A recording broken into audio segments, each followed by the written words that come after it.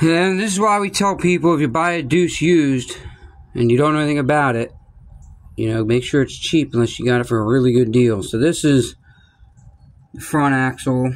This truck's in excellent shape, but almost every truck they ever work on, the first thing someone does when they buy is try to drive through a fucking river because they think it's a fucking boat.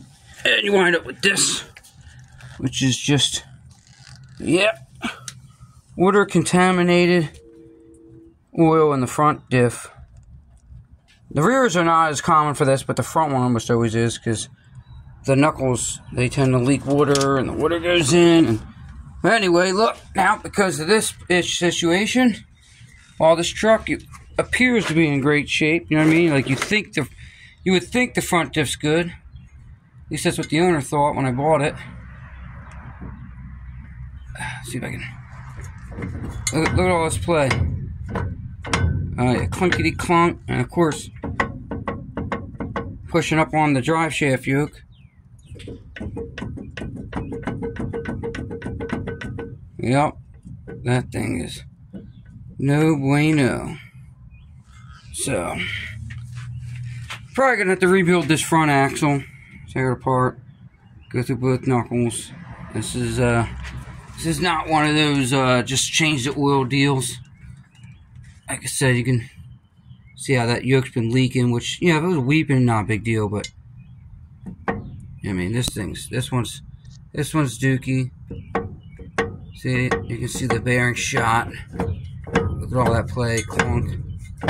You can actually see it pointing out. So, yeah. This one I'll get a front axle rebuild. The rest of the truck looks great, but for example, of a truck that, you know, runs, drives, you know, just needs like the air pack rebuild or a brake line or something. You know, so we got to put an alternator. We got to rebuild the alternator in this one. I'll go over the entire brake system. I'll go over all the fluids and everything, obviously. You know, we'll check both the rear diffs, although I'm guessing they're probably perfect. They're almost always fine. They don't tend to absorb any water because they don't have the open knuckles. So, but we'll check those. Tranny shift's great. Transfer shift's great, but we'll check both the fluids in them. You know, obviously you're gonna get some weeping here and there. It's fucking old. We'll check nuts and bolts, see if anything's tight. That seal looks a little, you know, but whatever. Again, these things are like old Harleys. If you're worried about seeing no oil leaks, you're in the wrong fucking hobby.